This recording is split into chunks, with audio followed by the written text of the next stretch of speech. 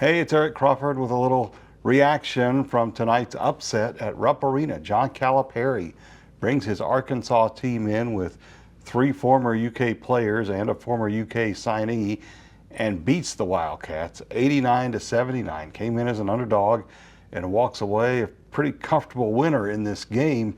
You know, I think most Kentucky fans before the season, if you had circled the games on the schedule that they wanted to win most, it would have been the usual suspects: beat Duke, maybe beat Gonzaga, certainly beat Louisville, certainly beat Tennessee. They've done all those things, but the one they might have circled a little extra boldly, to be honest with you, was Arkansas. Beat John Calipari when he comes back. Now, look, you know, there are a lot of narratives around John Calipari. You could say Kentucky ran him off.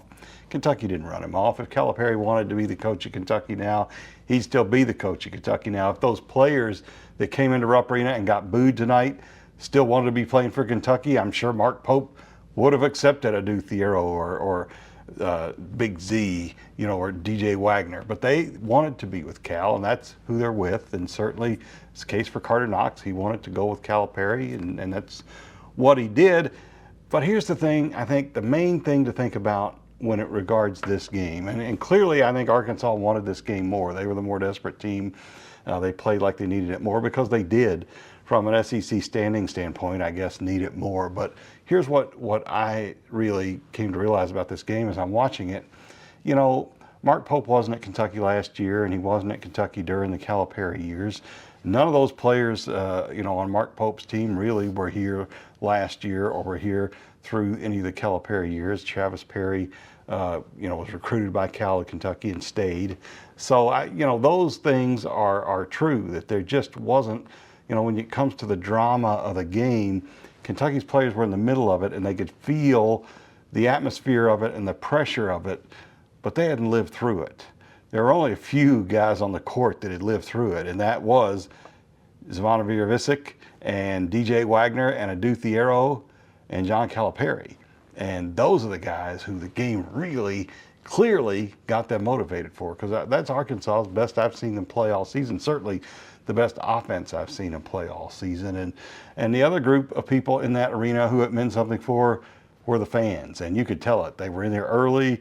45 minutes to play before the game started, the place was packed. People are on their feet a half hour before tip-off. There is nowhere like Rupp Arena before a big game. Nobody does. I mean, game day went to Cameron Indoor Stadium today, and the last shots of game day, it was like a mausoleum. There was nobody in there with that game day crew throwing to Rupp Arena from an empty gym where there'd just been a huge blowout, to go to Kentucky, where the real excitement in college basketball was today, with Calipari coming back to Kentucky. So what are we to make of this? You know, for Calipari, it's a huge victory. He may not win another game in Rupp Arena his whole career, but this was the one that mattered. You only get one chance to have your first game back there as the former coach, the guy who left for greener pastures, and Calipari has won that, and that's always going to be in the history books, and that's why the loss stings. It stings for Kentucky fans, and it's going to sting, and that's all there is to it. Kentucky may come back.